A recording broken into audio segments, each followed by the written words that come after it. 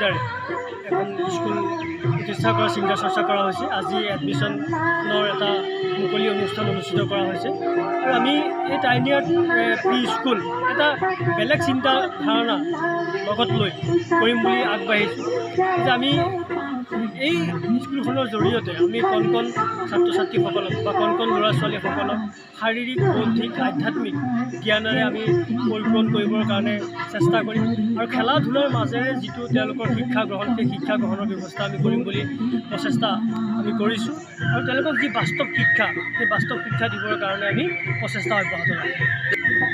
আমি কাৰণ যিহেতু প্ৰকৃতিৰ লগত একাকাৰ মানুহ প্ৰকৃতিৰ লগত একাকাৰ হ'বই লাগিব, মানুহ সেউজীয়াকৰণ হ'বই লাগিব, সেউজীয়াই পৃথিৱীখন ৰক্ষা কৰি আছে।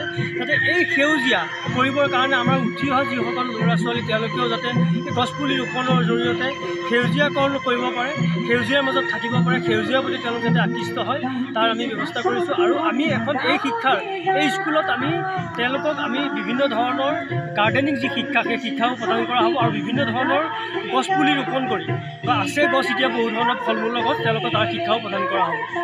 যিহেতু আজিৰ পৰা আনুষ্ঠানিকভাৱে নামভৰ্তি মুকলি হৈছে, ঠিকনাটো কি আছে নেকি? ঠিকনা মিলনপুৰ 6 নম্বৰ ৱাৰ্ড, এইটো ঠিকনা। কেইটা বজাৰ পৰা কেইটা বজালৈ লগ পাব?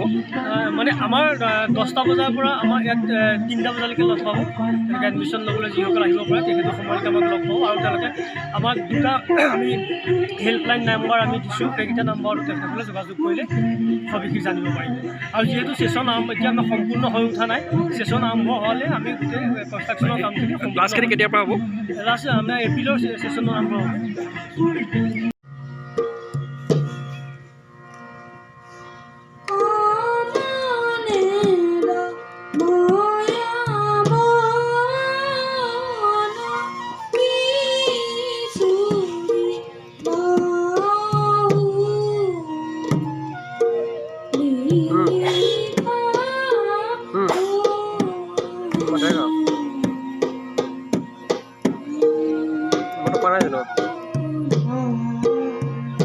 নিদিয়ে